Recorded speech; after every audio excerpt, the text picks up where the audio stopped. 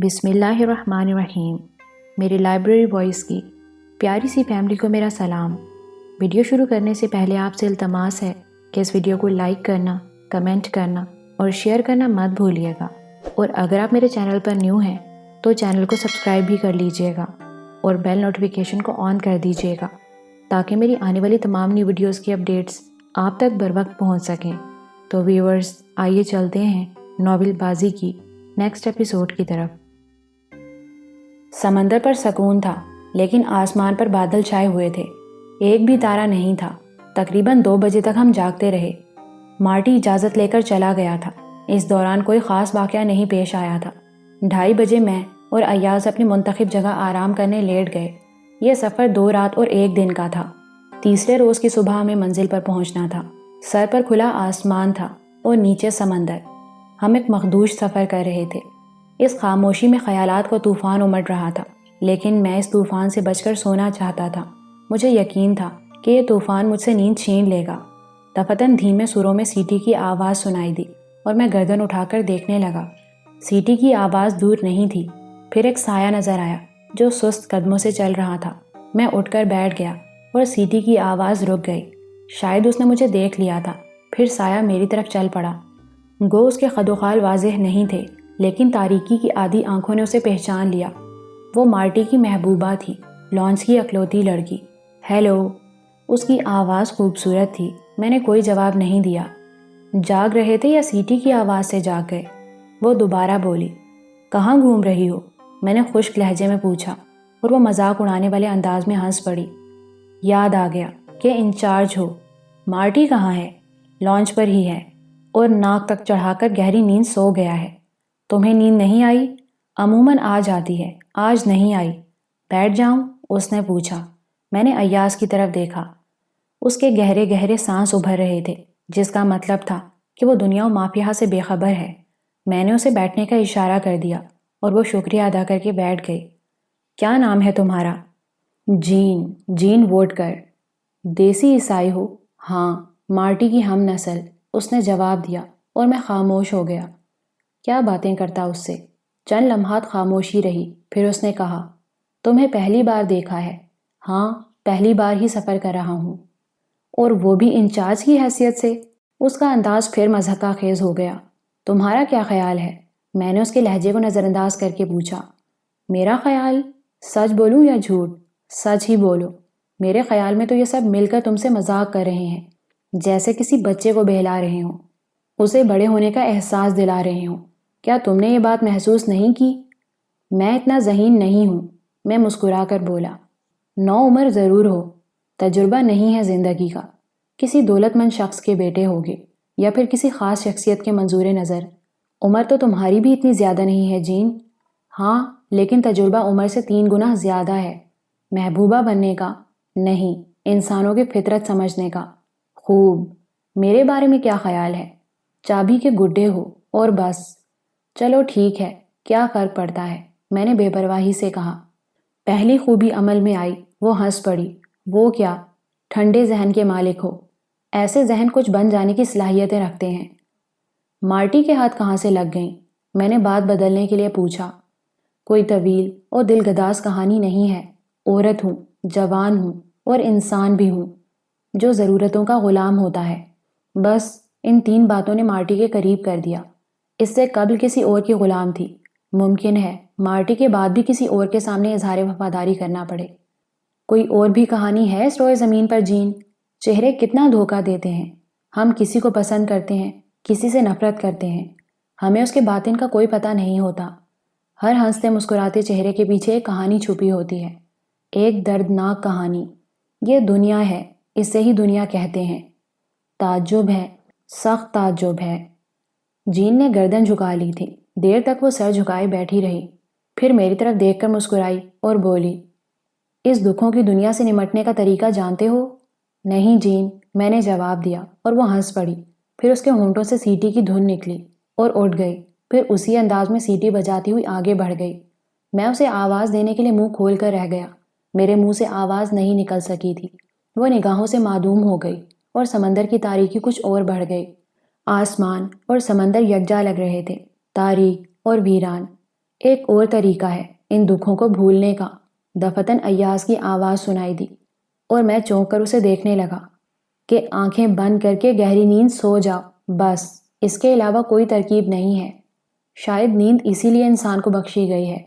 ایاز کے الفاظ عجیب تھے، میں ان پر غور کرنے لگا اور پھر میرا ذہن نہ جانے کہاں سے کہاں بھٹک گیا، نہ جانے کیا سوچنے لگا تھا میں۔ چند آنکھیں میرے تصورات میں گردش کر رہی تھیں، وہ آنکھیں جن میں آنسو ہوں گے، انتظار کی چمک ہوگی اور مایوسی ہوگی۔ چمکدار دن کا آغاز ہو گیا، روشنی پھیل گئی تھی لیکن آسمان بادلوں سے ڈھکا ہوا تھا۔ میں خاموش ماحول کا جائزہ لے رہا تھا کہ مارٹی نے خیالات کا طلسم توڑ دیا۔ ناشتہ تیار ہے ماسٹر۔ اوہ شکریہ مارٹی۔ ناشتے پر صرف مارٹی میرے ساتھ تھا، موسم اور سمندر کے بارے میں باتیں کرتا رہا، پھر بولا، وہ بدماش شراب لے کر بیٹھ گیا ہے۔ کون؟ میں نے پوچھا۔ گیشی۔ بولتا موسم ہی ایسا ہے، ہم کیا کروں؟ لانچ کا انجن بند کر کے اسے لنگر انداز کر دو، پی کر آؤٹ ہو جاتا ہے، کم ظرف ہے، چند پیک سے زیادہ کا نہیں ہے، آج دن بھر پیے گا اور ہنگامہ کرتا رہے گا۔ مارٹی نے گردن جھٹک کر کہا، اگر اس کی ضرورت پیش آ گئی تو؟ کہہ چکا ہے کہ لانچ کے انجن بند کر کے اسے لنگر انداز کر دو تو اسے شراب پینے سے منع کر دو، میں نے کہا، اور مارٹی کا ہاتھ رک گیا۔ پھر وہ گردن کھجاتا ہوا بولا، ذلیل انسان ہے، کسی کا بات نہیں سنتا، اسے سیدھا کرو مارٹی، یہ بات ہمارے لیے نقصان دہ ہو سکتی ہے۔ لڑنے مرنے پر آمادہ ہو جائے گا، مارشل آرٹس کا ماہر ہے اور کسی گینڈے کا مافک طاقتور ہے۔ جانے دو چیف، لانچ ٹھیک ٹھاک چل رہی ہے، مارٹی نے کہا۔ میں خاموشی سے چائے پیتا رہا اور ناشتہ ختم کر کے اٹھ گیا۔ آؤ مارٹی، مجھے بتاؤ وہ کہاں ہے؟ اور مارٹی چونک پڑا۔ اس نے گہری نگاہوں سے مجھے دیکھا اور بولا، جھگڑا ٹھیک نہیں رہے گا ماسٹر، تم لوگ مجھے ڈمی سمجھ رہے ہو شاید۔ گیشی کہاں ہے؟ میں نے کرخت لہجے میں پوچھا اور مارٹی نے شانے ہلا دیے، پھر آگے بڑھ گیا۔ میں اور ایاز اس کے ساتھ تھے۔ لانچ کے ایک حصے میں گیشی نظر آ گیا، اس کے سامنے بوتل اور گلاس رکھے ہوئے تھے۔ تھوڑے فاصلے پر جین ریلنگ سے ٹکی کھڑی تھی۔ میں گیشی کے پاس پہنچ گیا اور وہ چونک کر مجھے دیکھنے لگا۔ تمہیں انجن روم میں ہونا چاہیے تھا، میں نے کرخت لہجے میں کہا، اور گیشی کا چہرہ سرخ ہو گیا۔ پھر اس نے غضبناک انداز میں مارٹی کو پکارا، مارٹی یہ کیا بک رہا ہے؟ اس سے بتاؤ میں کون ہوں؟ میں نے اس کے سامنے رکھی ہوئی تپائی پر ٹھوکر ماری اور بوتل اچھل کر دور جا گری۔ مارٹی تمہیں بتا چکا ہے کہ میں انچارج ہوں اور اس وقت لانچ پر جتنے لوگ موجود ہیں وہ میرے چارج میں ہیں، خواہ ان کی حیثیت کچھ بھی ہو۔ اٹھو اور انجن روم میں جا کر اپنی ڈیوٹی انجام دو، اور سنو، شام کو 7 بجے سے قبل شراب کو ہاتھ لگایا تو سزا ملے گی۔ گیشی کھڑا ہو گیا، اس کی آنکھیں سرخ ہو رہی تھیں اور چہرہ بھی جیسے خون اگل رہا تھا۔ اس نے ادھر ادھر دیکھا اور پھر گھونسا تان کر مجھ پر لپکا۔ مارٹی کے حلق سے آواز نکل گئی تھی۔ میں نے نہایت اطمینان سے گیشی کے گھونسے کو اپنی کلائی پر روکا اور الٹا ہاتھ اس کے جبڑے پر رسید کر دیا۔ گیشی کھڑا ہو گیا، اس کی آنکھیں سرخ ہو رہی تھیں اور چہرہ بھی جیسے خون اگل رہا تھا۔ اس نے ادھر ادھر دیکھا اور پھر گھونسا تان کر مجھ پر لپکا۔ مارٹی کے حلق سے آواز نکل گئی تھی۔ میں نے انتہائی اطمینان سے گیشی کے گھونسے کو اپنی کلائی پر روکا اور الٹا ہاتھ اس کے جبڑے پر رسید کر دیا۔ گیشی کئی قدم پیچھے ہٹ گیا تھا، پھر اس نے دونوں ہاتھ پھیلا دیے۔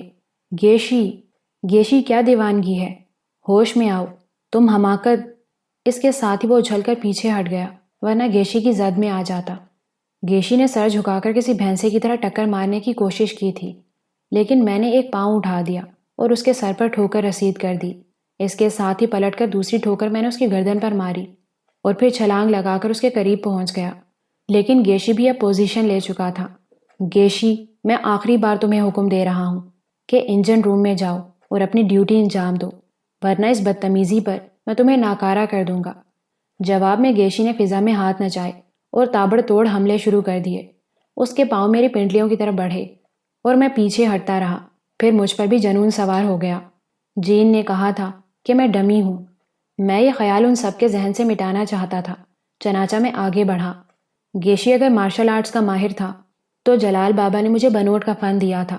ایک مضبوط ڈنڈا ہاتھ میں آ جائے تو پورے مجمع کو گرایا جا سکتا تھا۔ اب ان ساری صلاحیتوں کو سینے میں گھونٹ کر رکھنے سے کیا فائدہ تھا؟ چنانچہ میں اچھلا اور گیشی کی کمر پر ایک چپٹی لگائی۔ وہ سیدھا ہوا تو میں نے اس کی گردن میں کینچی ڈال کر اسے پٹخ دیا، پھر اٹھا تو میری لات اس کی پیشانی پر پڑی۔ گیشی سنبھلنے کی کوشش کرنے لگا، لیکن میں نے چپڑاس ماری اور وہ نیچے گر پڑا۔ ایک لمحے کے لیے میں اس کی پنڈلیوں پر کھڑا ہوا اور پھر میں نے پنڈلیوں میں پاؤں پھنسا کر اسے الٹا کر دیا اور اس کے فوراً بعد اس کی ریڑھ کی ہڈی پر 2 ضربیں لگا دیں۔ اتنا ہی کافی تھا۔ گیشی ضبط کی انتہائی کوشش کے باوجود بھینسے کی طرح ڈگارنے لگا۔ وہ اوندھا پڑا ہاتھ پاؤں مار رہا تھا، سر پٹک رہا تھا اور اس کے چہرے سے سخت کرب کے آثار حویدہ تھے۔ بچاؤ بچاؤ، مر جاؤں گا، میں مر رہا ہوں۔ مارٹی، مجھے بتاؤ یہ کون ہے، یا پھر اسے بتاؤ میں کون ہوں۔ گیشی سیدھا ہونے کی کوشش کر رہا تھا، لیکن میں جانتا تھا کہ اس کی ہر جنبش اسے مزید تکلیف دے گی۔ تمام لوگ گیشی کے گرد جمع ہو گئے تھے۔ اس کا کوئی ہمدرد؟ میں نے انہیں گھورا اور آگے بڑھ کر گیشی کے بال پکڑ لیے، اسے اٹھایا اور پھر ایک ہاتھ اس کے جبڑے پر رسید کر دیا۔ گیشی کے منہ سے خون کی دھار پھوٹ نکلی تھی۔ سارا مجمع خاموش تھا، کسی نے دم مارنے کی جرت نہیں کی تھی۔ شام 7 بجے سے پہلے کوئی شراب کی بوتل کو ہاتھ نہیں لگائے گا۔ سن لیا تم لوگوں نے؟ میں نے غرا کر کہا۔ یس چیف، بہت سی آوازیں ابھریں۔ لوگ معنی خیز نگاہوں سے ایک دوسرے کو دیکھ رہے تھے۔ مارٹی کے تاثرات بھی بدل گئے تھے۔ میں نے ایاز کا ہاتھ پکڑا اور وہاں سے آگے بڑھ گیا۔ گیشی کی دھاڑیں اب بھی گونج رہی تھیں۔ کسی نے اسے اٹھانے کی کوشش کی تو وہ بری طرح چینخ پڑا۔ وہ مر تو نہیں جائے گا بھیا؟ ایاز نے پوچھا۔ نہیں، اس کا امکان نہیں ہے۔ تم نے کہا تھا راستے میں اسے ٹھیک کر دیں گے، سو کر دیا۔ خدا کی قسم۔ جیل کے دن یاد آ گئے۔ اب انہیں اندازہ ہوگا کہ انچارج کیا ہے، ایاز بولا۔ میں خاموش ہی رہا تھا۔ تقریباً آدھے گھنٹے کے بعد مارٹی نے میرے پاس آ کر وہی سوال کیا۔ وہ مر تو نہیں جائے گا چیف؟ مسلسل تڑپ رہا ہے۔ اس سے پوچھو مجھے پہچان گیا ہے یا نہیں۔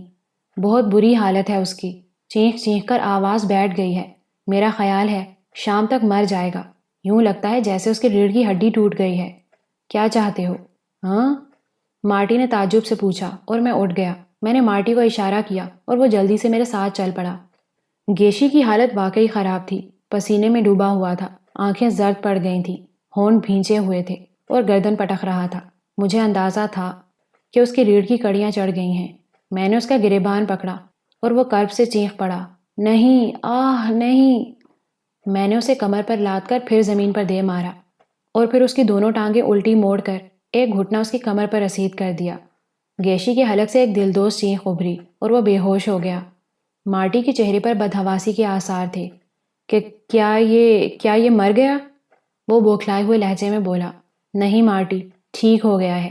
لٹا دو اسے، ہوش میں آئے گا تو ٹھیک ہوگا، لیکن اسے اور دوسرے لوگوں کو سمجھا دینا جب تک اس لانچ پر موجود ہیں میرے ماتحت ہیں، میں نے کہا اور وہاں سے واپس آ گیا۔ مجھے اس بات کی پرواہ نہیں تھی کہ کون میرے بارے میں کیا خیالات رکھتا ہے۔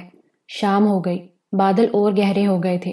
ایاز مجھے خبر دے چکا تھا کہ گیشی ہوش میں آ گیا ہے اور اب ٹھیک ہے۔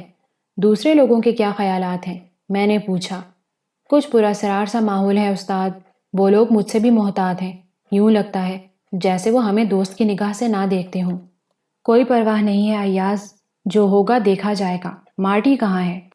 دوربین لیے آسمان دیکھ رہا ہے۔ کس طرف ہے؟ میں نے پوچھا اور ایاز مجھے مارٹی کے پاس لے گیا۔ مارٹی کے چہرے پر تشویش کے آثار تھے۔ بادلوں کا رنگ ٹھیک نہیں ہے باس، طوفان کے آثار ہیں، مارٹی نے تشویش بھرے لہجے میں کہا۔ میں خاموشی سے آسمان کی طرف دیکھنے لگا۔ طوفان ضرور آئے گا باس، ہمیں انتظامات کر لینے چاہیے۔ ہاں، انتظامات کر لو۔ آؤ انجن روم چلیں، میں نے کہا اور ہم انجن روم میں آ گئے۔ 3 افراد انجن سنبھالے ہوئے تھے۔ میں نے ان سے انجن کی کارکردگی کے بارے میں پوچھا اور انہوں نے اطمینان کا اظہار کیا۔ رات کے کھانے سے فارغ ہو کر میں اور ایاز لانچ کے کونے میں جا بیٹھے۔ ہر طرف گہری تاریکی مسلط تھی، طوفان کی آمد تھی، فضا پر ایک عجیب سا سناٹا چھایا ہوا تھا۔ ذرا سی دیر میں آسمان پر بادل گرجنے لگے، اس کے ساتھ ہی بجلی بھی چمک رہی تھی۔ آسمان بالکل سیاہ ہو رہا تھا۔ رفتہ رفتہ سمندر میں اونچی اونچی لہریں اٹھنے لگیں، ہوائیں تیز ہو گئیں اور لانچ ڈگمگانے لگی۔ طوفان آ گیا تھا۔ بجلی چمکتی تو سمندر کی لہریں خوفناک اژدہوں کی مانند لانچ کی طرف لپکتی نظر آتی۔ پھر بارش شروع ہو گئی اور کان سن ہونے لگے۔ طوفان کا مہیب شور برپا ہو گیا تھا۔ لانچ پر افراتفری پھیل گئی تھی۔ ملاح اور دوسرے لوگ دوڑتے پھر رہے تھے اور چینخ چینخ کر ایک دوسرے کو ہدایات دے رہے تھے۔ کارٹن پہلے ہی ترپالوں سے ڈھک دیے گئے تھے، لیکن طوفانی ہوائیں ان ترپالوں کو اڑائے پھینک رہی تھیں۔ ملح ان حالات میں بھی اس مال کی حفاظت کے اقدامات کر رہے تھے۔ میں اور ایاز ایک ریلنگ مضبوطی سے پکڑے کھڑے ان ہنگامی کارروائیوں کا جائزہ لے رہے تھے۔ لانچ پوری طرح طوفان میں گھر چکی تھی۔ دفتن مارٹی کی نگاہ ہم دونوں پر پڑی اور وہ منہ کے آگے ہاتھوں کا بھمپو سا بنا کر چیخا، ماسٹر ماسٹر وہاں سے ہٹ جاؤ، خطرہ ہے، کوئی اڑتا ہوا چیز لگ جائے گا، وہاں سے ہٹ جاؤ۔ سب ٹھیک ہے مارٹی، تم فکر مت کرو، میں نے چیخ کر جواب دیا۔ پتہ نہیں مارٹی نے میری بات سنی یا نہیں۔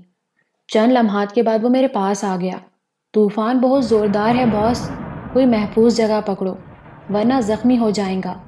تم بے فکر رہو مارٹی، اپنے کاموں میں مصروف رہو۔ لانچ کی کیا کیفیت ہے؟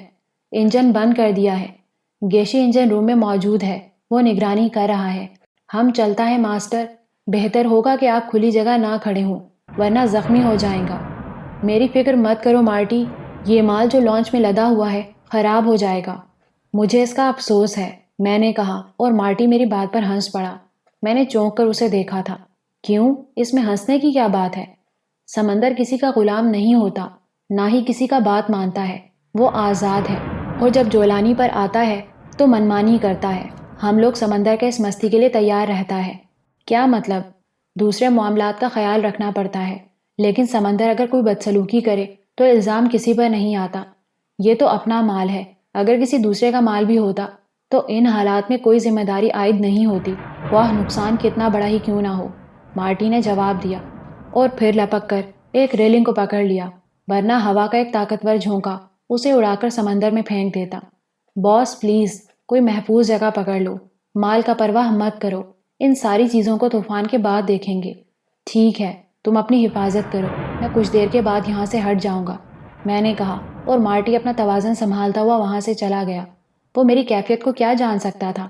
اسے میرے اندر اٹھنے والے طوفانوں کی خبر نہیں تھی۔ کسی قومی ادارے کا انجینئر، کسی اسپتال کا مصروف ترین ڈاکٹر، خوبصورت عمارتیں بنانے کا خواہش مند، بنجر زمین کو لہلہاتے کھیتوں میں تبدیل کر دینے کی آرزو کرنے والا، ایک ملک دشمن انسان کی حیثیت سے، ایک اسمگلر کی حیثیت سے موت و زیست کے درمیان کھڑا اس سمندری طوفان کو دیکھ رہا تھا جس سے اس کا کوئی واسطہ نہیں تھا۔ ایاز میرے ساتھ تھا، اس کا خیال آیا تو میں چونک پڑا۔ میں نے ایک ہاتھ اس کے بازو پر رکھ دیا۔ اس سے قبل تو سمندری طوفان نہیں دیکھا ہوگا ایاز، میں نے پوچھا، اور ایاز ہنس پڑا۔ نہیں منصور بھیا، کبھی نہیں۔ کیسا لگ رہا ہے؟ یقین کر لو گے میری بات پر؟ کیوں نہیں، بہت اچھا لگ رہا ہے، بے حد دلکش۔ بس عجیب سے خیالات ذہن میں آ رہے ہیں۔ ڈر تو نہیں لگ رہا؟ خدا کی قسم بالکل نہیں۔ ہاں اگر تم خوفزدہ ہوتے تو میں تم سے زیادہ ڈرتا۔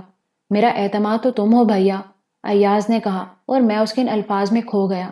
ایاز کے بازو پر میری گرفت سخت ہو گئی۔ تم نے ایک سائے سے پیار کیا ہے ایاز، کیا دے سکتا ہوں میں تمہیں؟ یہ سایہ میری پشت پر بہت چوڑے ستون کی حیثیت رکھتا ہے بھیا، ایسی باتیں مت کرو۔ تم نے مجھے جو کچھ دے دیا ہے وہ اتنا ہے کہ مزید جو کچھ ملے گا اسے میں سنبھالے نہ سنبھال سکوں گا۔ میں نے تمہیں کیا دیا ہے ایاز؟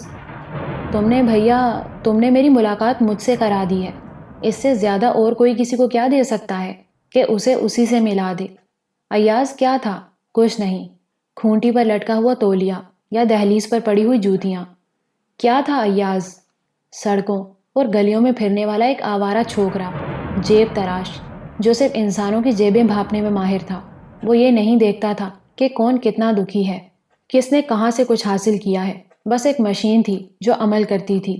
انسانوں کو پہچاننے کے ناقابل کسی سڑک یا گلی پر پکڑا گیا تو 10-20 لوگوں نے کپڑے پھاڑ دیے، جوتے مار مار کر حلیہ بگاڑ دیا، چہرہ سوج گیا، دانت ٹوٹ گئے، اور اس کے بعد 3-4 روز بستر پر گزارے چمن کی عنایتوں کے درمیان، ورنہ ضروری تو نہیں تھا کہ مار کھانے کے بعد بستر کا سہارا بھی لیا جائے، یا پھر اگر پولیس والوں نے پکڑ لیا تو تھانے لے گئے، طنز کیا، مذاق اڑایا، مار لگائی، بند کیا، بھوکا رکھا، اور جب عاجز آ گئے تو چھوڑ دیا۔ یہ زندگی تھی بھیا ایاز کی، اور ایاز اس زندگی کو اچھی طرح محسوس کرتا تھا۔ وہ جانتا تھا کہ یہ اس کی تقدیر ہے، ہمیشہ، اس وقت تک جب تک کہ زندگی ہے اس کی یا چمن کی، اسے یہی سب کچھ کرنا پڑے گا، کیونکہ وہ اسی لیے پیدا ہوا ہے۔ لیکن بھیا منصور ملا، اور منصور نے ایاز کو بتایا کہ ایاز بھی انسان ہے، اور جب انسان کو کوئی یہ بتا دے کہ وہ انسان ہے، نہ صرف بتا دے بلکہ اسے انسانوں کی طرح زندگی گزارنے کا موقع بھی فراہم کرے، تو پھر انسان کا اس سے بڑا محسن اور کون ہو سکتا ہے؟ مجھے خود سے الگ نہ سمجھو بھیا، یہ طوفان کیا حیثیت رکھتا ہے؟ ایسے لاکھوں طوفان بھی ایاز تمہارے قدموں میں جھیل سکتا ہے۔ میں ایاز کا بازو پکڑے کھڑا رہا، نہ جانے کیسی کیفیت ہو رہی تھی میری۔ دفتن کارٹن پر پڑا ہوا ایک ترپال کسی بڑے پروں والی چیل کی طرح اڑتا ہوا ہمارے سروں کی طرف لپکا۔ میں اور ایاز جھک گئے۔ ترپال سمندر میں جا پڑا تھا۔ ہم دونوں دلچسپ نگاہوں سے ان مناظر کو دیکھ رہے تھے۔ قیامت خیز لہریں پوری کی پوری لانچ کے اوپر سے گزر جاتی تھیں اور کئی دفعہ ہم نے خود کو پانی کی چھت کے نیچے پایا تھا، ہر چند کہ وہ پانی لانچ کی دوسری جانب نکل جاتا تھا، لیکن اگر اس کا دباؤ براہ راست لانچ پر پڑ جاتا تو پھر لانچ کو غرق کرنے سے کوئی نہیں روک سکتا تھا۔ اتنی طویل و عریض کروڑوں روپے کے سامان سے بھری ہوئی یہ لانچ سمندر کے سینے پر کتنی بے حقیقت معلوم ہو رہی تھی، بالکل کسی پانی کے ٹب میں پڑی ہوئی مکھی کی مانند جو ایک لمحہ بھی زندگی نہیں حاصل کر سکتی۔ لانچ کئی بار غرق ہوتے ہوئے بچی، ملاحوں کی حالت خراب تھی۔ مارٹی اس کے بعد نظر نہیں آیا تھا، شاید اس نے اپنی جان بچانے میں ہی عافیت سمجھی ہوگی۔ انجن بند تھے، گویا لانچ اب صرف طوفان کے رحم و کرم پر تھی۔ وہ چاہے تو اسے ڈبو دے اور چاہے تو اس سے کھیلتا رہے، اور طوفان ساری رات لانچ سے کھیلتا رہا، نہ جانے کہاں سے کہاں جا پڑی۔ بار بار یوں محسوس ہوتا جیسے وہ غرق ہو جائے گی، لیکن پھر وہ بچ جاتی۔ ہم سب قدرت کے رحم و کرم پر تھے۔ پھر صبح کاذب کے دھندلکے ابھرنے لگے اور طوفان کے جوش و خروش میں کمی ہو گئی۔ ہم دونوں اسی جگہ کھڑے ہوئے تھے، 1 انچ بھی نہیں ہلے تھے ہم اپنی جگہ سے۔ گو روشنی پوری طرح نہیں ہوئی تھی، لیکن پھر بھی یہ محسوس ہو رہا تھا کہ صبح ہونے والی ہے، اور ان دھندلکوں میں ہم نے ایک لکیر دیکھی جو لانچ کے علاوہ سمندر میں دوسری سیاہی کی مانند ابھری تھی۔ اس لکیر کے قریب پہنچتے پہنچتے کافی دیر لگ گئی، تب میں نے دیکھا کہ چاروں طرف اونچی اونچی چٹانیں سر اٹھائی کھڑی ہیں۔ یہ یقیناً خشکی تھی، کوئی جزیرہ۔ میں اور ایاز خاموشی سے اسے دیکھتے رہے۔ ابھی تک شاید دوسرے لوگوں نے اس جزیرے کو نہیں دیکھا تھا، ورنہ ان میں تحریک پیدا ہوتی۔ یوں بھی وہ لوگ شاید رات بھر کی تھکن سے نڈھال ہو گئے تھے۔ دفتن جزیرے کی چٹانوں کے درمیان سے تیز سفید روشنی پھوٹ پڑی۔ روشنی نے میلوں دور تک سمندر روشن کر دیا تھا۔ اتنی تیز روشنی تھی کہ بینائی زائل ہوتی محسوس ہوئی، اور ہم دونوں کی آنکھیں بند ہو گئی تھیں، لیکن روشنی تھی کہ پپوٹوں کے اندر گھس رہی تھی۔ اس اذیت سے بچنے کے لیے میں نے اور ایاز نے دونوں آنکھوں پر ہاتھ رکھ لیے۔ دفتن لانچ پر شور ابھرنے لگا۔ غالباً اب ان لوگوں کو بھی روشنی کی وجہ سے جزیرے کا احساس ہو گیا تھا۔ چند لمحات کے بعد ہی میں نے کچھ تیز آوازیں سنی۔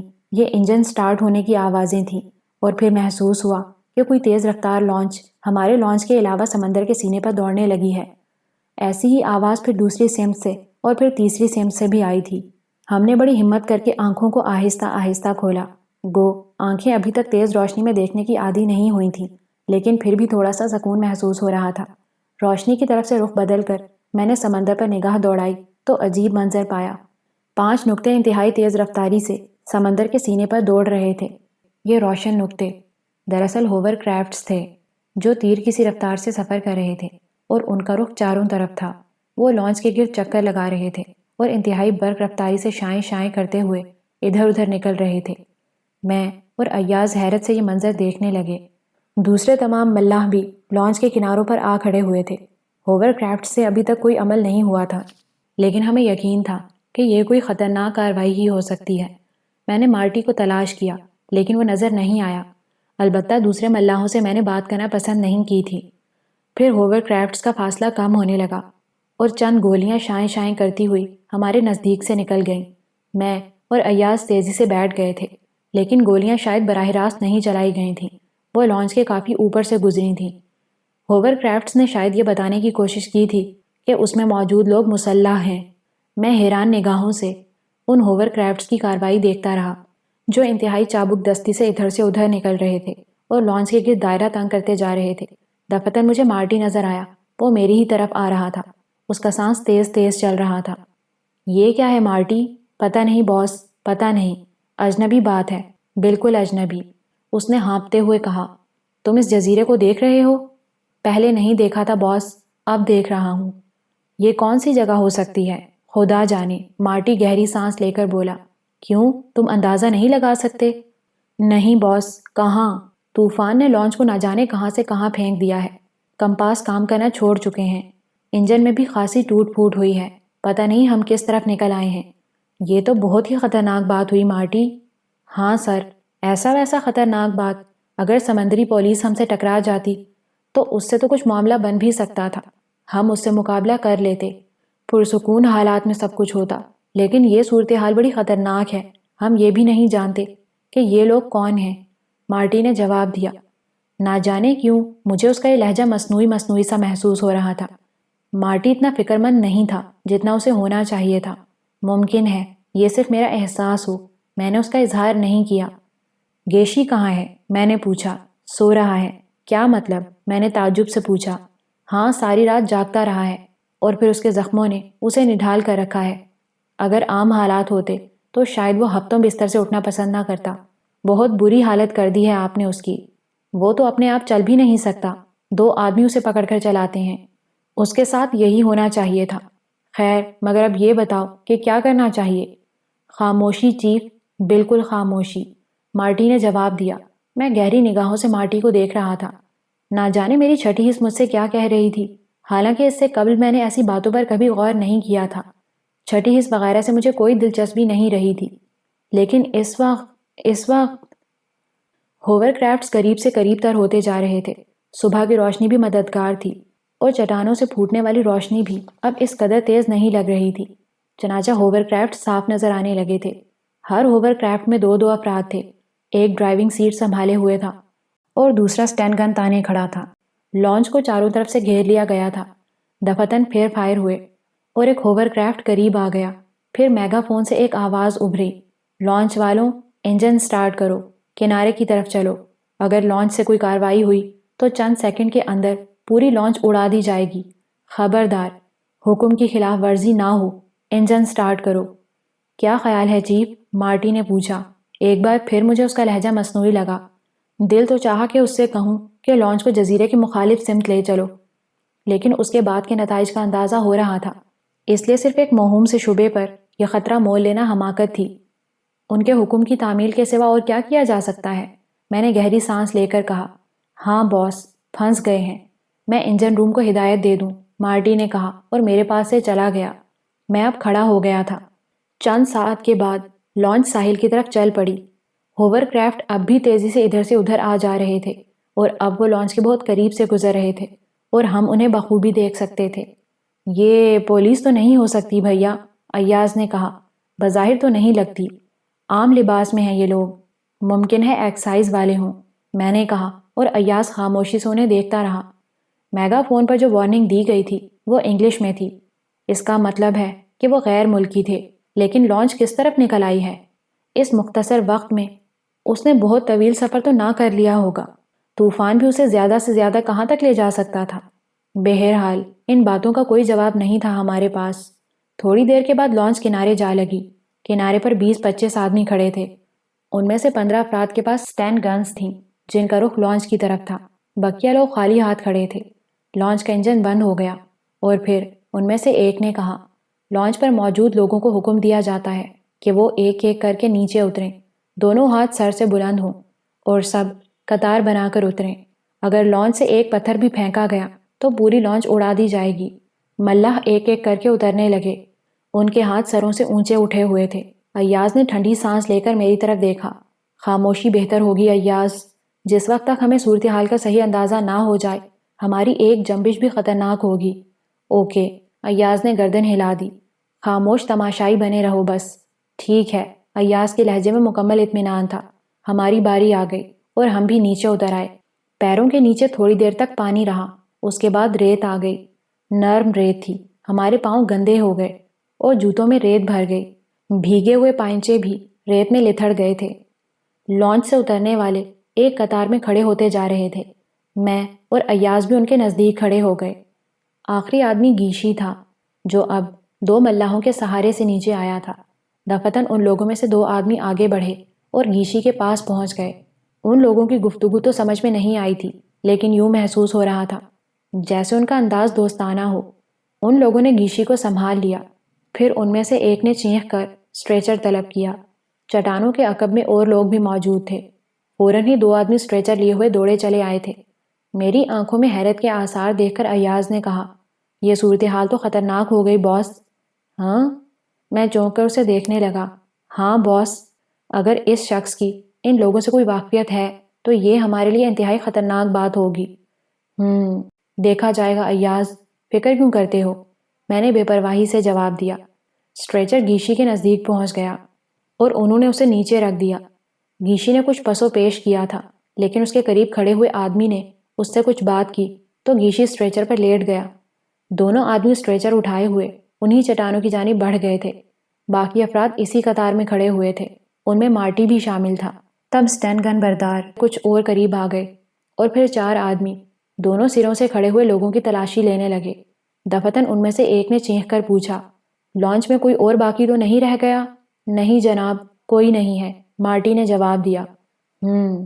اس شخص نے کچھ لوگوں کو اشارہ کیا اور مزید 4 آدمی جن کے ہاتھوں میں اسٹین گنز تھیں آگے بڑھ کر لانچ کی طرف چل پڑے۔ تھوڑی دیر کے بعد وہ لانچ میں داخل ہو گئے تھے۔ میری اور ایاز کی تلاشی بھی لی گئی اور ہماری جیبوں میں سے جو کچھ بھی نکلا انہوں نے اسے اپنی تحویل میں لے لیا۔ ہمیں قطار کی شکل میں ایک طرف چلنے کے لیے کہا اور ہم چل پڑے۔ اب ہمیں ہاتھ اٹھانے کی ہدایت نہیں کی گئی تھی۔ چٹانوں کے عقب میں باقاعدہ مکانات بنے ہوئے تھے۔ یہ مکانات پہاڑی پتھروں سے بنائے گئے تھے، بھدے اور بدنما سے تھے۔ جگہ جگہ اینٹیں گری ہوئی تھیں، لیکن بہر صورت ان میں آبادی بھی ہوگی۔ باقی جزیرہ درختوں اور جھاڑیوں سے ڈھکا معلوم ہوتا تھا۔ صرف چٹانوں کے عقب کا حصہ پتھریلے مکانوں سے تعمیر کیا گیا تھا۔ چلتے چلتے آخر کار ہم ایک کھنڈر نما عمارت میں داخل ہو گئے جس کے اوپر ایک دید بان سا بنا ہوا تھا۔ اس دید بان میں ایک آدمی موجود تھا۔ میں نے اندازہ لگا لیا کہ اس دید بان سے دور تک سمندر میں دیکھا جا سکتا ہوگا، تو وہ چٹانوں میں چھپے ہونے کی وجہ سے نظر نہیں آ رہا تھا۔ عمارت کے اندر ایک بڑے سے کمرے میں ہمیں لے جایا گیا۔ یہاں بھی چند لوگ موجود تھے جنہوں نے کھڑے ہو کر ہمارا استقبال کیا اور پھر کسی نامانوس سی زبان میں ایک دوسرے سے بات کرنے لگے۔ میں اس زبان کے بارے میں کوئی اندازہ نہیں لگا سکا تھا کہ یہ کون سی ہے۔ ان باتوں کا دوسروں نے جواب بھی دیا اور پہلے سے موجود لوگ بغور ہمیں دیکھنے لگے۔ پھر انہوں نے آہستہ آہستہ کچھ کہا اور اس میں سے 2 آدمی آگے بڑھے۔ انہوں نے آگے بڑھ کر میرے دونوں بازو پکڑ لیے تھے۔ میں کسی قدر چوکنا سا ہو گیا تھا۔ مجھے یوں پکڑنے کی کیا ضرورت تھی؟ وہ دونوں مجھے دھکیلتے ہوئے آگے لانے لگے۔ ایاز کے چہرے پر اضطراب کے آثار دیکھ کر میں نے اسے غیر محسوس انداز میں آنکھ ماری اور ایاز کسی قدر ٹھنڈا پڑ گیا۔ میرے ساتھ یہ سلوک ہوتا دیکھ کر شاید اس سے برداشت نہیں ہو پا رہا تھا، تاہم میں نے اسے یہی اشارہ کیا تھا کہ وہ خود پر قابو رکھے اور حالات پر نگاہ رکھے۔ وہ لوگ مجھے لیے ہوئے اسی کھنڈر نما عمارت کے ایک کمرے میں آ گئے۔ اس میں دروازہ لگا ہوا تھا۔ انہوں نے مجھے اندر دھکیل کر دروازہ باہر سے بند کر دیا۔ اچھا خاصا کشادہ کمرہ تھا جس میں نہ جانے کیا کاٹ کباڑ پڑا ہوا تھا، پھٹے ہوئے لباس، جوتے، لوہے کی فضول چیزیں اور نہ جانے کیا کیا۔ یہ جگہ ایسی نہیں تھی جہاں چند منٹ بھی گزارے جائیں، لیکن بہر صورت فی الوقت یہی میری آرام گاہ تھی۔ انہوں نے مجھے اندر دھکیل کر دروازہ باہر سے بند کر دیا تھا اور خود شاید چلے گئے تھے۔ کمرے کے کھردرے فرش پر بیٹھنے کی جگہ بھی نہ تھی۔ لوہے کی کیلیں، کرسیوں کے ٹوٹے ہوئے پائے اور نہ جانے کیا کیا چیزیں بکھری ہوئی تھیں۔ میں نے چند منٹ کھڑے ہو کر کچھ سوچا اور پھر لکڑی کا ایک بڑا سا کنڈا اٹھا کر نیچے پڑی ہوئی چیزیں صاف کرنے لگا۔ اس کے علاوہ چارہ کار بھی نہ تھا۔ نہ جانے کتنی دیر مجھے یہاں قید رہنا پڑے۔ تھوڑی سی جگہ صاف کرنے کے بعد میں نے اپنے لیے جگہ بنائی اور بیٹھ کر جوتے اتار دیے۔ پیروں میں ریت چبھ رہی تھی۔ جس حد تک ممکن ہو سکا میں نے انگلیاں صاف کیں اور پھر پتلون کے پائنچے جھاڑنے لگا، لیکن ابھی یہ پائنچے کافی گیلے تھے، اس لیے ریت صاف نہیں ہو سکی، تاہم کسی قدر سکون مل گیا تھا۔ البتہ قرب و جوار کی زمین پھر کرکری ہو گئی تھی۔ میں نے اس طرف سے توجہ ہٹا دی۔ رات بھر شدید طوفانی بارش میں کھڑے رہے تھے۔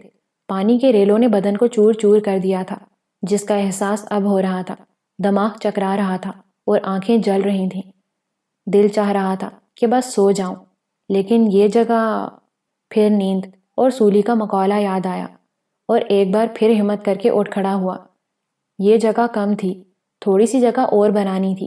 چنانچہ میں نے چند چیزیں صاف کیں اور انہیں سرہانے رکھ کر لیٹ گیا۔ بھیگا ہوا لباس بدن پر مصیبت لگ رہا تھا، لیکن اب کوئی مصیبت نہیں تھی۔ اس طرف سے توجہ ہٹا کر آنکھیں بند کر لیں۔ دل میں ایک ہی خواہش تھی کہ نیند آ جائے۔ دماغ بہت کچھ سوچنا چاہتا تھا، سمجھنا چاہتا تھا، لیکن رات بھر کی صعوبتوں نے اسے اس قابل نہیں چھوڑا تھا۔ چنانچہ ان حالات میں بھی نیند آ گئی اور وہ تصور سچ ثابت ہو گیا۔ نیند در حقیقت رب کریم کی بہت بڑی نعمت ہے۔ نہ جانے کب تک سوتا رہا، نیند پوری ہوئی تو آنکھ خود بخود کھل گئی۔ کمرے میں گھپ تاریکی تھی، ہاتھ کو ہاتھ نہیں سجھائی دے رہا تھا۔ ذہن ایاز کی طرف مڑ گیا، اسے مجھ سے دور کیوں رکھا گیا ہے؟ کوئی خاص وجہ ہے اس کی یا صرف اتفاق ہے؟ ممکن ہے انہوں نے تمام گرفتار شدگان کو الگ الگ رکھا ہو تاکہ ان کے خلاف کوئی سازش نہ کی جا سکے۔ ذہن سے کچھ اور گرد چھٹی تو میں نے ان لوگوں کے بارے میں سوچا، یہ ہیں کون؟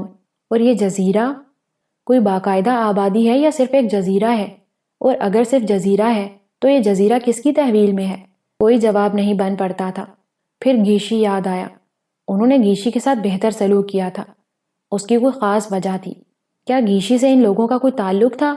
اگر ایسا ہوا پھر تو مصیبت ضرور آئے گی، گیشی انتقام لے گا۔ بہرحال جو ہوگا دیکھا جائے گا۔ میں تو اس سفر کے حق میں ہی نہیں تھا، بس چمن کی فرمائش پوری کرنے والی بات تھی، ورنہ مجھے کون سا اسمگلر بننا تھا؟ ساری زندگی امی اور فریدہ کی تلاش میں صرف کر دیتا، لیکن ان کا کوئی نشان ملتا جب نہ۔ اور اب تو مجھے صبر آتا جا رہا تھا۔ جو تڑپ پہلے دل میں تھی وہ اب نہیں رہی تھی، اور جو اب ہے وہ آئندہ نہیں رہے گی۔ آخر لوگ مرنے والوں کے لیے بھی تو صبر کر لیتے ہیں۔ ویسے اگر مجھے ان کی موت کا یقین ہو جاتا تب بھی صورتحال بدل سکتی تھی، کم از کم یکسوئی مل جاتی، دل میں یہ آگ تو نہ لگی ہوتی۔ حالانکہ دبے لفظوں میں نے چمن سے اس سلسلے میں معذرت چاہی تھی، لیکن وہ پیچھے ہی پڑ گیا۔ بڑی انوکھی کیفیت تھی، اگر غور کرتا تھا تو دماغ میں پنچکی سی چلنے لگتی تھی۔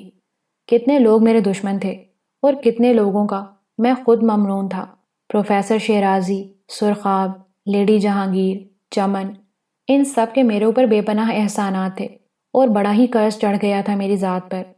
میں تو یہی محسوس کرتا تھا کہ میری اپنی شخصیت کچھ بھی نہیں رہ گئی، بس ان لوگوں کے سہارے زندگی پائی ہے، ورنہ کسی جیل کی سلاخوں کے پیچھے پڑا سڑ رہا ہوتا۔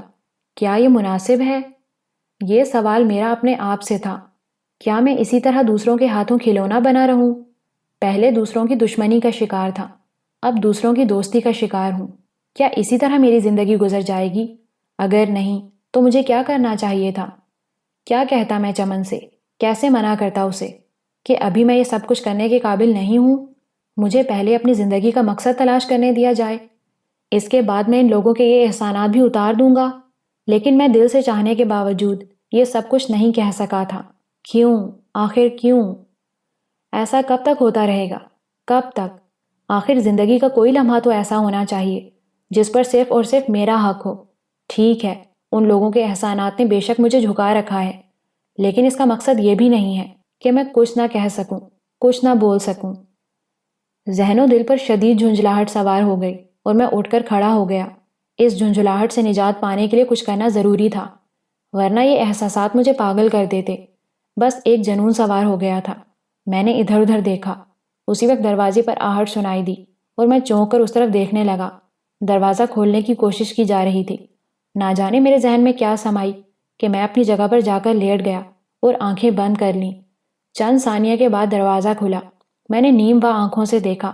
ٹارچ کی روشنی کمرے میں پھیلتی ہوئی آئی اور مجھ پر رک گئی۔ 2 آدمی دروازے کے پاس کھڑے ہوئے تھے، ان میں سے ایک کے پاس ٹارچ تھی۔ سٹین گنیں شاید اس وقت ان کے پاس موجود نہیں تھیں۔ میں نے ان میں سے ایک کی آواز سنی، مزے سے سو رہا ہے کتا، جگاؤ اسے، اپنے باپ کا گھر سمجھ لیا ہے۔ دوسرے نے جواب دیا، اور میں نے ان کے مزاج کا اندازہ لگا لیا۔ مجھے پتہ چل گیا کہ میں ان کے نزدیک کیا حیثیت رکھتا ہوں اور وہ میرے ساتھ کیا سلوک کریں گے۔ ان میں سے ایک میرے نزدیک آ گیا اور اس نے میری پسلی پر ٹھوکر لگانے کے لیے پاؤں اٹھایا ہی تھا کہ میں نے لپک کر اس کی ٹانگ پکڑ لی، پھر نہایت پھرتی سے اسے مڑوڑ دیا۔ وہ بڑی بری طرح اوندھے منہ گرا تھا، لیکن میں نے اسے یوں ہی نہ چھوڑا۔ میں نے اس کی گردن انگلیوں کے شکنجے میں کس کر اس کا منہ زمین سے رگڑ دیا تھا۔ دوسرا شخص جو ٹارچ لیے کھڑا تھا اپنے ساتھی کی یہ درگت دیکھ کر اچھل پڑا اور پھر وہ پوری قوت سے مجھ پر حملہ آور ہوا تھا۔ وہ لڑھکنیاں کھاتا ہوا دور جا گرا۔ اس کے منہ سے ایک دلدوز چینخ نکل گئی تھی۔ ٹارچ اس کے ہاتھ سے چھوٹ گئی۔ میں نے فوراً ٹارچ پر قبضہ کیا اور اسے بند کر کے اپنی تحویل میں لے لیا اور پھر کھڑے ہو کر ٹھوکروں سے ان کی توازے شروع کر دی۔ چند ساعت کے بعد وہ دونوں بے ہوش پڑے تھے۔ ٹارچ میرے ہاتھ میں تھی۔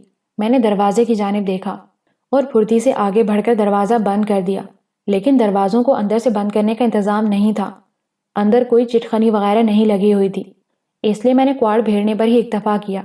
اس دوران میں اپنے حواس بحال کرنے کی کوشش کرتا رہا۔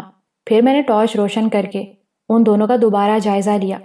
ایک کا سر پھٹ گیا تھا اور دوسرے کی ناک اور منہ سے خون بہہ رہا تھا۔ میں تھوڑی دیر تک کھڑا انہیں دیکھتا رہا، پھر دبے پاؤں دروازہ کھول کر پھرتی سے نکل آیا۔ سامنے کا حصہ تاریک پڑا تھا، دور دور تک کسی انسانی وجود کا پتہ نہیں چلتا تھا۔ میں ایک گوشے میں کھڑا ہو کر سوچنے لگا کہ اب کیا کروں، کیونکہ یہاں سے فرار ہونے کا مسئلہ بے حد مشکل تھا۔ اول تو یہ ایسا جزیرہ تھا جس کے بارے میں کچھ معلومات نہیں تھیں کہ کتنا وسیع و عریض ہے اور میں اس میں کہاں تک جا سکتا ہوں۔ سمندر کے راستے بھی آگے بڑھنا ناممکن تھا، کیونکہ میں وہ ہوور کرافٹس دیکھ چکا تھا جو انتہائی برق رفتار تھے اور جن کے ذریعے کسی بھی فرار ہونے والے کو بآسانی پکڑا جا سکتا تھا۔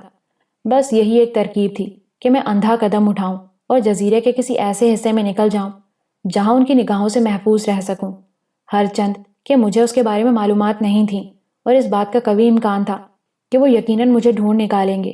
میرے ساتھ جو سلوک ہوگا اس کا تصور بآسانی کیا جا سکتا تھا۔ ویسے یہ مسئلہ بھی بہت زیادہ ٹیڑھا ہو گیا تھا۔ میں نے ان کے 2 آدمیوں کو شدید زخمی کر دیا تھا، جس کے نتیجے میں فوری دشمنی کا آغاز ہو گیا تھا، لیکن یہ ناممکن تھا کہ وہ مجھ سے گفت و شنید کر کے کوئی رعایت کر دیتے۔ گویا اب اپنے ساتھیوں کے اس حشر کے بعد تو ان کے نزدیک کسی رعایت کا سوال ہی پیدا نہیں ہوتا تھا۔ ایک طرح سے مجھ سے بھی حماقت ہی ہوئی تھی۔ ان لوگوں کو زخمی نہ کیا جاتا بلکہ کوئی اور ترکیب کی جاتی، لیکن ذہن پر جو چھپکلی سوار ہو گئی تھی اسے اتارنا بے حد مشکل کام تھا۔ بس ایک جنون تھا اور عجیب احساسات تھے جو میرے ذہن پر مسلط ہو گئے تھے۔ ان میں یہ احساس بھی تھا کہ خواہ مخواہ احسانات اتارنے کی حماقت نہیں کرنی چاہیے تھی۔ ابھی احسانات اتارنے کا وقت نہیں ہے، ابھی تو مجھے خود ہی اپنے بچاؤ کے لیے کوئی بہتر بندوبست کرنا ہے۔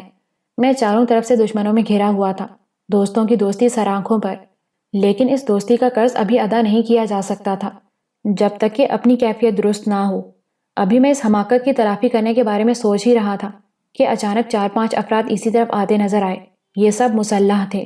میں نے بے چینی سے ادھر ادھر دیکھا، لیکن فرار کی کوئی راہ نہیں تھی۔ ان لوگوں کا رخ بھی اسی طرف تھا۔ ایک ہی ترکیب دماغ میں آئی۔ میں نے ٹارچ ایک طرف اچھال دی اور وہیں زمین پر لیٹ کر کراہنے لگا۔ ٹارچ گرنے کی آواز پر ہی وہ چونک پڑے تھے اور پھر کئی ٹارچوں کی روشنیاں میرے چہرے پر پڑیں اور مجھے پہچان کر وہ میری طرف لپکے۔ دوسرے لمحے وہ میرے گرد کھڑے تھے۔ یہ باہر کیسے نکل آیا؟ کیا دروازہ بند نہیں کیا گیا تھا؟ پانی، مجھے پانی دو، میں نے کراہتے ہوئے کہا، اور 2 آدمی جھک کر ٹارچ کی روشنی میں میرا چہرہ دیکھنے لگے۔ پھر انہوں نے اسی نامعلوم زبان میں ایک دوسرے سے کچھ کہا جو میری سمجھ میں نہیں آتی تھی، اور اس کے بعد 2 آدمیوں نے جھک کر دونوں طرف سے میری بغلوں میں ہاتھ ڈال دیے۔ اس وقت وہ میری زد پر تھے۔ تھوڑی سی کوشش سے میں ان کے دماغ درست کر سکتا تھا، لیکن یہ سب مسلح تھے اور اسٹین گنز کی مسلسل گولیاں میرے پورے بدن میں روشن دان کھول سکتی تھیں۔ ایک حماقت کرنے کے بعد دوسری حماقت بہتر نہ ہوتی، چنانچہ میں ان کے ساتھ گھسٹتا رہا۔ میں نے اپنا بدن ڈھیلا چھوڑ دیا تھا۔ وہ لوگ کافی دور تک گھسیٹتے رہے اور پھر ایک کمرے میں لا کر فرش پر ڈال دیا۔ کافی وسیع و عریض کمرہ تھا جس میں ایک میز کے گرد 2 افراد بیٹھے ہوئے تھے۔ رات کا وقت تھا، اس لیے میں ان کے چہرے نہیں دیکھ سکا۔ مجھے لانے والے اپنی اسی مخصوص زبان میں ان دونوں سے کچھ کہہ کر باہر نکل گئے۔ میں نے آنکھیں بند کر کے اپنا بدن ساکت کر لیا۔ آنکھوں سے انتہائی خفیف سی جھری پیدا کر کے میں انہیں دیکھ رہا تھا۔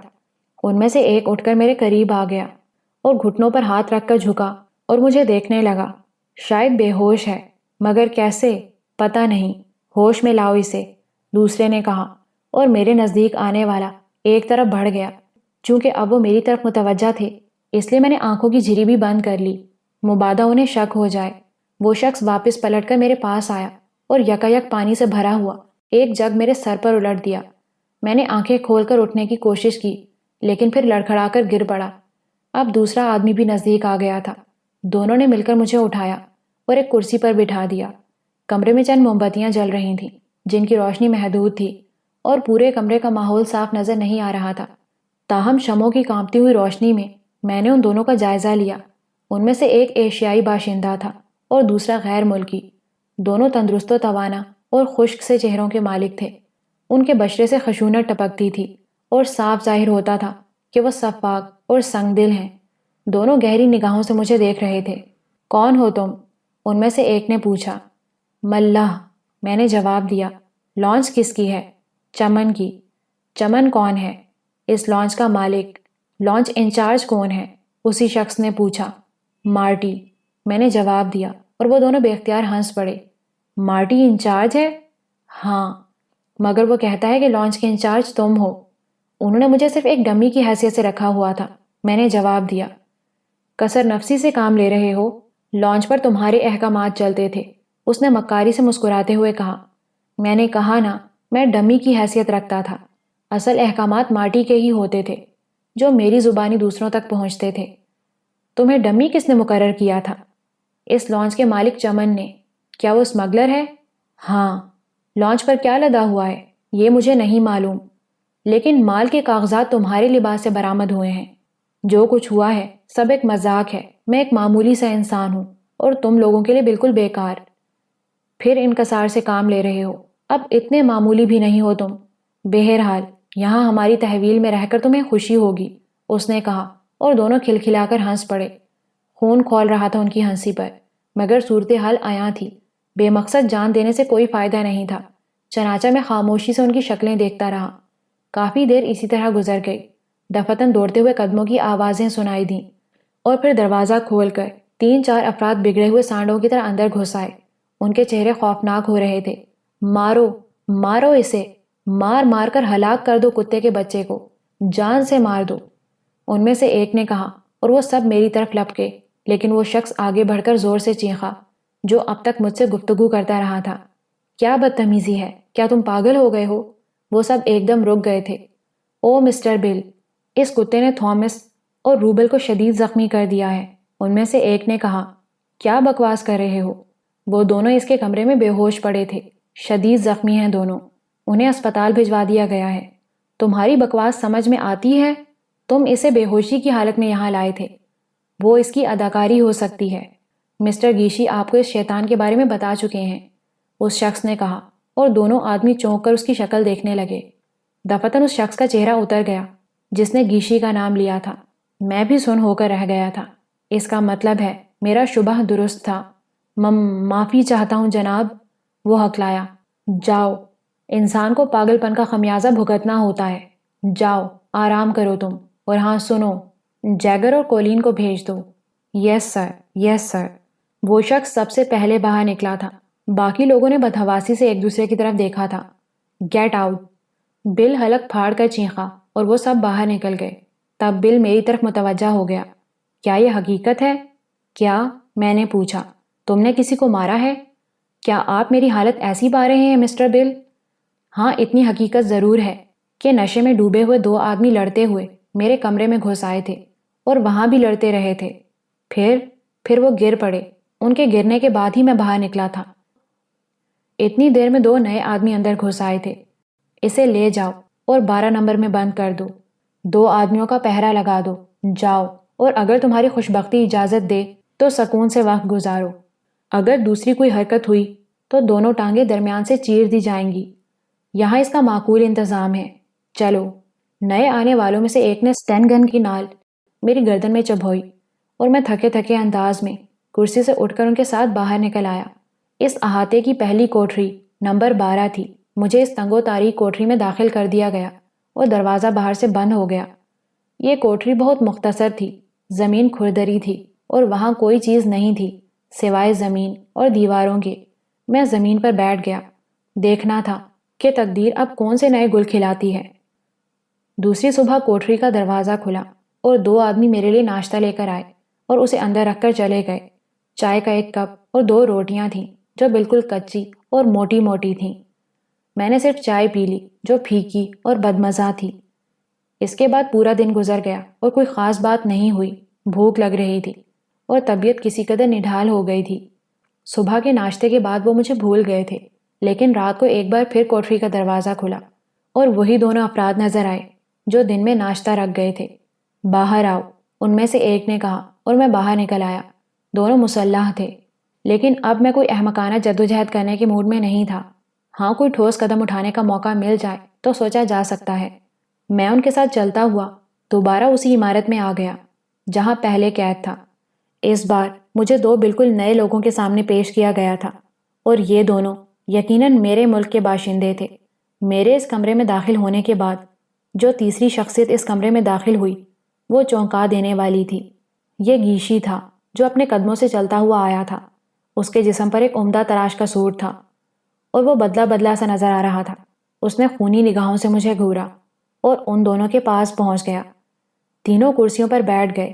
ان کے علاوہ کمرے میں 4 افراد اور تھے جو سٹین گن تانے کھڑے ہوئے تھے۔ شروع کرے مسٹر گیشی، پہلے سے موجود لوگوں میں سے ایک نے کہا، اور گیشی مجھے گھورتا ہوا بولا، کیسے مزاج ہیں انچارج صاحب؟ میں نے اس کی بات کا کوئی جواب نہیں دیا تھا۔ کچھ معلومات درکار ہیں آپ کے بارے میں، گیشی پھر بولا۔ میں خاموشی سے اس کی شکل دیکھتا رہا۔ زبان نہیں کھولو گے؟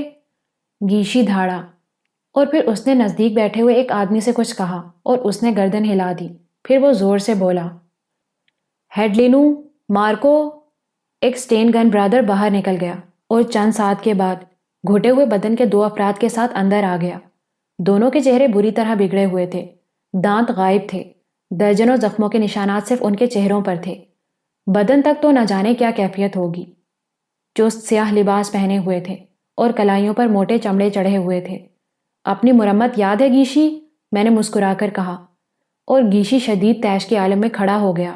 مارو، مارو اسے، اس نے کہا، اور وہ دونوں گردن جھکا کر سیدھے ہو گئے۔ میرے ذہن میں پھر وہی جنون ابھرنے لگا تھا۔ زندگی اتنی دلکش نہیں ہے کہ میں مصلحت کے لبادے اوڑھ لوں۔ دونوں میرے قریب آ گئے۔ ٹھہرو، گیشی نے کہا، اور وہ دونوں رک گئے۔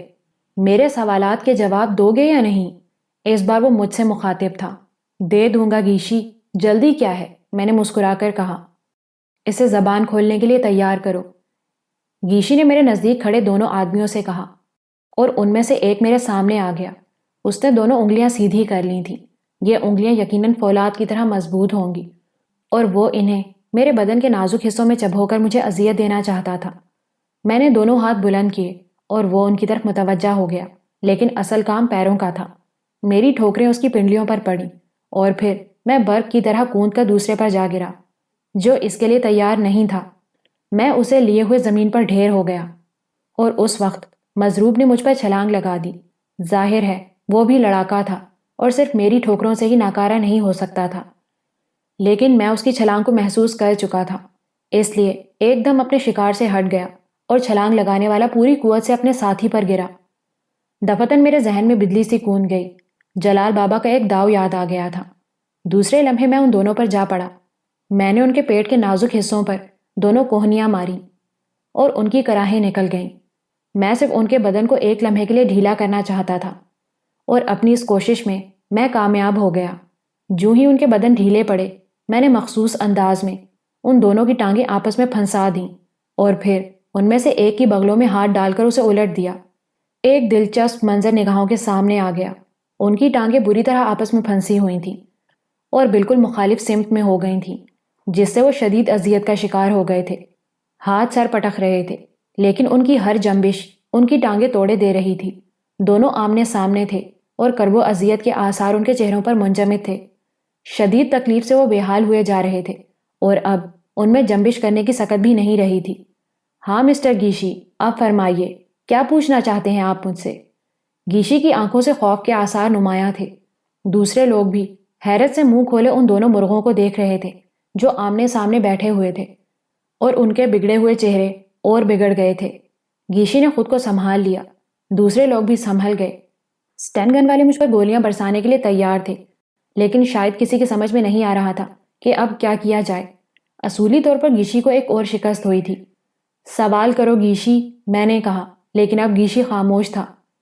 پھر اس نے دانت پیس کر اپنے قریب بیٹھے ہوئے دونوں آدمیوں سے کہا، یہ کیا ہے مسٹر ڈی سوزا؟ یہ آپ کے لڑاکے ہیں؟ بہت کچھ ہے مسٹر گیشی، اس وقت پوچھ گچھ نہ کریں، بہتر ہے یہ کام کسی دوسرے وقت کے لیے اٹھا رکھیں، ڈی سوزا نے جواب دیا۔ گیشی تل ملا کر رہ گیا۔ میں تمہارے سوالات کے جواب دینے کے لیے تیار ہوں گیشی، پوچھو کیا پوچھنا چاہتے ہو۔ لیکن گیشی کی حالت عجیب ہو گئی تھی۔ وہ مجھ پر دانت پیس رہا تھا، لیکن میرے نزدیک آنے کی ہمت نہیں کر پا رہا تھا۔ تب ڈی سوزا نے، جو کوئی دیسی عیسائی تھا، دوسرے آدمیوں کو اشارہ کیا، اور وہ سٹین گنز تانے میرے پاس آ گئے۔ تھوڑی دیر کے بعد مجھے دوبارہ اسی کوٹری میں بند کر دیا گیا۔ 2 دن اور 2 راتیں گزر گئیں۔ کوٹری کے پاس کوئی آہٹ نہیں ہوئی تھی۔ اس دوران میں مجھے کھانے پینے کی کوئی چیز نہیں دی گئی۔ بھوک اور پیاس نے جو کیفیت پیدا کر دی تھی وہ بتانے کی بات نہیں۔ نڈھال ہو گیا، پورے بدن میں سنسنی سی پھیل گئی تھی، ہاتھ پاؤں ہلانے میں بھی دقت ہوتی تھی، خاص طور سے پیاس نے بے حال کر رکھا تھا۔ تیسرے دن صبح کوٹری کا دروازہ کھلا اور کئی آدمی اندر گھس آئے۔ میں اب کوئی تعارض کرنے کے قابل نہیں رہا تھا۔ ایک بار پھر مجھے اسی ہال میں جانا پڑا۔ آج صرف گیشی یہاں موجود تھا۔ اس نے مسکرا کر مجھے دیکھا اور بولا، اب کیا حال ہے مسٹر منصور؟ اس کے علاوہ کوئی ترکیب نہیں ہو سکتی تھی مسٹر گیشی، میں نے آہستہ سے کہا۔ تشریف رکھیے، اس نے کرسی کی طرف اشارہ کیا اور میں بیٹھ گیا۔ آپ کے بارے میں بڑی تشویش ہے ذہن میں۔ ارے ہاں، کسی چیز کی حاجت تو نہیں محسوس ہوتی ہے؟ میرے لائق کوئی خدمت ہو تو بتائیں۔ نہیں شکریہ مسٹر گیشی، تاہم کچھ چائے وغیرہ؟ جاؤ بھائی، مسٹر منصور کے لیے ناشتے وغیرہ کا انتظام کرو، گیشی نے کہا، اور تھوڑی دیر کے بعد عمدہ کھانا میرے سامنے آ گیا۔ اب رواداری دکھانے کی گنجائش نہیں تھی۔ میں نے سامنے رکھی ہوئی ٹرے صاف کر دی اور پوری کیتلی میں نے خالی کر دی تھی۔ بہتر ہے اب ذرا صاف ستھری گفتگو ہو جائے مسٹر منصور، کیا خیال ہے؟ نہایت مناسب۔ میں آپ سے اپنا تعارف کرا دوں، نام تو میرا گیشی ہے، لیکن میں طارق کا دوست ہوں۔ طارق یاد ہے آپ کو؟ اوہ، میں نے گہری سانس لی۔ تو یہ بات ہے۔ ہاں، اور مجھے آپ سے شدید نفرت ہے، ہونی چاہیے۔ تم نے ایک بہترین انسان کو ضائع کر دیا۔ میری نگاہ میں وہ ایک بدترین انسان تھا۔ تم گدھے ہو، بالکل احمق، گیشی غصے سے ہاتھ ملتا ہوا بولا۔ آپ نے صاف ستھری گفتگو کرنے کا وعدہ کیا تھا مسٹر گیشی، میں نے ہونٹ بھینچ کر کہا، اور گیشی ایک دم سنبھل گیا۔ سوری، میں جذباتی ہو گیا تھا۔ دراصل طارق بے مثال آدمی ہے اور مجھے اس کی حالت سے شدید دکھ ہوا ہے۔ بہر صورت یہ میرا ذاتی معاملہ ہے، میں تمہارے بارے میں بہت زیادہ نہیں جانتا۔ طارق سے تمہاری دشمنی کیوں ہوئی تھی؟ پہلے یہ بتاؤ مسٹر گیشی کہ طارق سے تمہاری دوستی کی نوعیت کیا ہے؟ تم خود اندازہ لگا سکتے ہو۔ یعنی؟ میں نے پوچھا۔ ہم دونوں ایک ہی راستے کے مسافر تھے۔ وہ عموماً بیرونی سفر کرتا تھا، مال لے جاتا تھا، اور میں لانچ انجینئر ہوا کرتا تھا۔ ہم دونوں بہت گہرے دوست تھے۔ لیکن طارق میرا بدترین دشمن ہے مسٹر گیشی۔ ان لوگوں نے مجھ جیسے انسانوں سے محبت کرنے والے آدمی کو زندگی سے بیزار کر دیا تھا۔ طارق نے میرے خلاف سازشیں کی، اپنے آقا سیٹھ جبار کے اشارے پر مجھے جیل بھجوا دیا۔ 5 سال کی قید بھگتنی پڑی مجھے، اور ان 5 سالوں کے بعد جب میں واپس آیا تو میری ماں اور بہن غائب تھیں۔ میں سب کچھ برداشت کر سکتا تھا، لیکن ماں اور بہن کی گمشدگی میرے لیے ناقابل برداشت تھی۔ چنانچہ طارق سے دشمنی کی بنیاد یہیں سے شروع ہوئی۔ مجھے بتاؤ گیشی، کیا مجھے اس کے ساتھ بہتر سلوک کرنا چاہیے تھا؟ لیکن سیٹھ جبار تمہیں اپنے آدمیوں میں جگہ دینا چاہتا تھا۔ تم اب بھی تو ایک اسمگلر کی حیثیت سے سفر کر رہے تھے۔ تم نے سیٹھ جبار کی بات کیوں نہ مانی؟ اس لیے کہ میں اسمگلر بننا نہیں چاہتا تھا۔ سیٹھ جبار نے بالآخر مجھے برائی کے راستے پر کھڑا کر دیا، جبکہ میں شرافت اور نیکی کے راستے پر چلنا چاہتا تھا۔ یہی تو لوگ نہیں چاہتے، گیشی مسکرایا۔ کیا مطلب؟ مطلب یہ کہ تم جیسے باصلاحیت اور ہنرمند انسان کو ایک اعلیٰ پائے کا اسمگلر ہونا چاہیے، ایسا اسمگلر جس کا گروہ پوری دنیا میں پھیلا ہوا ہو۔ کیا فائدہ ہوا ہے تمہیں آج تک کی زندگی سے؟ کیا مل سکا ہے؟ مجھے بتاؤ۔ بہر صورت مسٹر گیشی، یہ میری اپنی سوچ ہے۔ میں کسی طور سیٹھ عبد الجبار کے ساتھ کام نہیں کر سکتا، لیکن اب تو تم اس فیلڈ میں آ چکے ہو۔ ہاں، آ چکا ہوں، لیکن سیٹھ جبار کا مخالف بن کر، اس کا دوست بن کر نہیں، میں نے جواب دیا، اور گیشی ہنس پڑا۔ منصور، مجھے معاف کرنا، تم واقعی احمق ہو، اپنی نئی دنیا بسا رہے ہو اور سیٹھ جبار کے ساتھ دشمنی پر آمادہ ہو۔ شاید تمہیں یہ معلوم نہیں کہ سیٹھ جبار کی دشمنی بڑے بڑوں کو راس نہیں آئی، اور وہ شدید نقصانات اٹھانے کے بعد پسپا ہو گئے۔ کچھ بھی نہیں جانتے تم سیٹھ جبار کے بارے میں۔ اگر جان جاؤ تو تمہیں اپنی حیثیت ایک حقیر چونٹی کی طرح محسوس ہو، جو ہزارہا ہاتھیوں کے قدموں تلے پڑی ہو اور سوچ رہی ہو کہ ان میں سے کس کو ہلاک کروں۔ بہر صورت یہ تمہارا اپنا مسئلہ ہے۔ چند باتیں اور بتاؤ منصور۔ ہاں ہاں، پوچھو۔ وہاں تمہارے پراسرار مددگار کون تھے؟ کیا مطلب؟ ظاہر ہے تمہیں اپنے طور پر اتنی سہولتیں حاصل نہیں تھیں کہ تم روپوش ہو سکتے یا ان تمام ہنگامہ آرائیوں سے گلو خلاصی حاصل کر سکتے۔ تم پر سے قتل کا مقدمہ بھی ہٹ گیا، اور اس کے بعد تم محفوظ ہو گئے۔ طارق کے بارے میں تمہیں معلومات حاصل ہوتی رہیں، آخر کہاں سے؟ تمہاری مخبری کا ذریعہ کیا تھا؟ اوہ، میں نے گہری سانس لے کر معنی خیز انداز میں گیشی کو دیکھا۔ اور اس کے باوجود آپ کہتے ہیں مسٹر گیشی کہ آپ کو میرے بارے میں زیادہ معلومات حاصل نہیں ہیں؟ ہاں، میں نے جو کچھ کہا ہے بالکل درست کہا ہے، لیکن میں جو سوالات کر رہا ہوں وہ بھی اپنی جگہ ایک مسلم حیثیت رکھتے ہیں۔ مجھے اس بات کے لیے مخصوص کیا گیا ہے کہ میں ان سوالات کے جوابات حاصل کروں۔ کس نے کیا ہے؟ میں نے پوچھا۔ تم خود سمجھدار ہو، گیشی نے لاپرواہی سے جواب دیا۔ سیٹھ جبار نے؟ ہاں، سیٹھ جبار نے۔ گویا تم سیٹھ جبار کے آدمی ہو۔ اس بات سے کبھی میں انحراف نہیں کر سکتا، گیشی نے جواب دیا۔ تو مسٹر گیشی، سیٹھ جبار کے آدمی ہونے کی حیثیت سے ہمارے اور تمہارے درمیان مفاہمت کبھی نہیں ہو سکتی۔ باقی رہا سیٹھ جبار کے ہاں سے مخبری کا مسئلہ، تو اس کے لیے بھی میں نے کسی کو مخصوص نہیں کیا تھا، بلکہ طارق ہی کی ایک محبوبہ پینی نامی لڑکی اس بات پر آمادہ ہو گئی تھی کہ وہ مجھے سیٹھ جبار کے ہاں کی معلومات فراہم کرے گی۔ اوہ، اس کا مطلب ہے کہ طارق نے جو قدم اٹھایا تھا بالکل درست اٹھایا تھا۔ طارق بھی تم سے کم نہیں ہے منصور، بلکہ میرا خیال ہے تم ذہین نہیں ہو، جبکہ طارق ذہین ہے۔ اگر تم ذہین ہوتے تو ان مصائب کا شکار نہ ہوتے۔ خیر، میں جو کچھ ہوں میں جانتا ہوں، اس کے علاوہ تمہیں اور کچھ معلوم کرنا ہے؟ ہاں، گیشی نے جواب دیا۔ وہ بھی پوچھو۔ وہ سارے کاغذات اور فائل کہاں ہیں جو تم نے طارق کی رہائش گاہ سے حاصل کیے تھے؟ اس سوال کا جواب نہیں دیا جا سکتا، مگر جواب ضروری ہے، گیشی نے کہا۔ تو تم سمجھ لو کہ اس کا جواب تمہیں کبھی بھی نہیں دیا جا سکتا، میں نے ٹھوس لہجے میں جواب دیا، اور گیشی عجیب سی نگاہوں سے مجھے دیکھنے لگا۔ سوچ لو منصور، ابھی تک ہم سب نہایت شرافت سے تم سے پیش آتے رہے ہیں، اس کے بعد کچھ ہو جائے گا۔ کچھ؟ میں نے کہا اور ہنس پڑا۔ گیشی خون خوار نگاہوں سے مجھے دیکھ رہا تھا۔ اسی وقت میں نے عقب میں آہٹیں سنی۔ وہ 4 یا 5 افراد تھے۔ اندر آتے ہی وہ مجھ پر ٹوٹ پڑے۔ گھونسے، لاتیں اور تھپڑوں کی بارش شروع ہو گئی۔ 2 دن بھوکے رہنے کے بعد کھانا ملا تھا۔ بدن پر ایک نڈھال سی کیفیت طاری تھی، اور پھر اس کے علاوہ اسٹین گن بردار بھی موجود تھے۔ میں نہ سنبھل سکا، اور پھر میرے ناک اور منہ سے خون جاری ہو گیا۔ وہ لوگ مجھے بری طرح مار رہے تھے۔ میں زمین پر گر پڑا۔ تب بھی لاتوں، گھونسوں اور تھپڑوں سے میری تواضع کی جاتی رہی، اور میری حالت خراب ہو گئی۔ میرے جسم کے مختلف حصوں سے خون جاری ہو گیا تھا، اور جب میں بالکل ہی بے سکت ہو گیا تو گیشی کے اشارے پر وہ لوگ رک گئے۔ بس ٹھیک ہے، اسے بند کر دو، اور جب بھی اس کی حالت بہتر ہو اسے میرے سامنے پیش کر دو، گیشی نے کہا، اور وہ لوگ مجھے گریبان سے پکڑ کر اٹھا کر گھسیٹتے ہوئے باہر لے گئے۔